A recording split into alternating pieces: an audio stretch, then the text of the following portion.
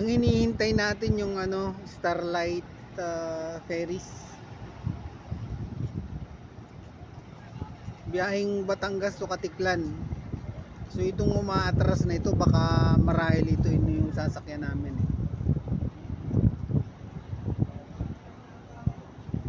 Twin engine. Mukhang mas malaki ito kumpara dito sa mga regular na bumabiyahe papuntang Mindoro. Tingnan mo itong Montenegro, mas mababa yung ano niya, yung walling niya. Pero 3 decks din siya. Ayan. 2 hours lang kasi from Batangas to Mindoro, Calapan eh. Kaya medyo maliliit lang yung mga barko diyan. Dito tatakbo kasi ito ng ano, pag ito yung papuntang Katiklan, tatakbo ito ng 8 hanggang 9 na oras. So kailangan mas malaki at mataas ang walling kasi medyo mataas ang alon na dadaanan dito. Yan oh. Mapapansin mo mataas ang walling niya. Kaya kahit tampasin siya ng alon, okay lang. So nasa 2 decks lang nakikita ko dito eh. Mataas lang yung walling niya at saka yung makina niya dalawa. Kaya paano ko nasabing dalawa kasi yung tambutso niya dalawa. O ayan, tingnan mo bumubuga ng usok dalawa. So ito na yun, Starlight Ferries. Salve Regina. Ayan, tingnan mo yung taong maghahagis ng ano lubid.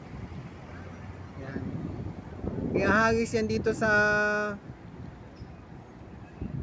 landing. Ayan o, yun o. Yo, bugs.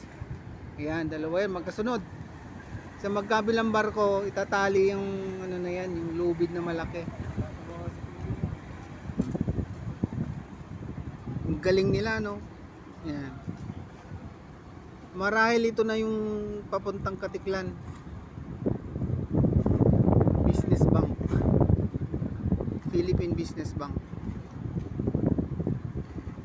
Pati dito sa barko naka-advertise na yung Philippine Business Bank. Siguro isa to sa bangko na may-ari nitong Starlight Ferries. Yung mga tripulantes nandun sa taas.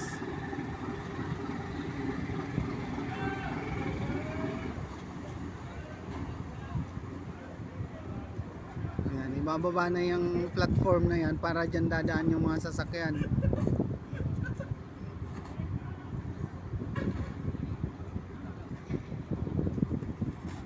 Tali na yan yung itatali dito sa dulo para maging stable yung stand ng barko, hindi siya uurong, hindi susulong, mahigpit ang tali niyan. Ito 2 kable lang pero yung kadena kalalaki.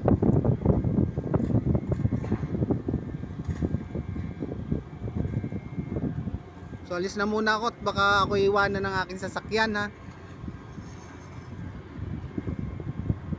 Salamat guys sa panonood. Den TV po. Pa-follow naman. Thank you.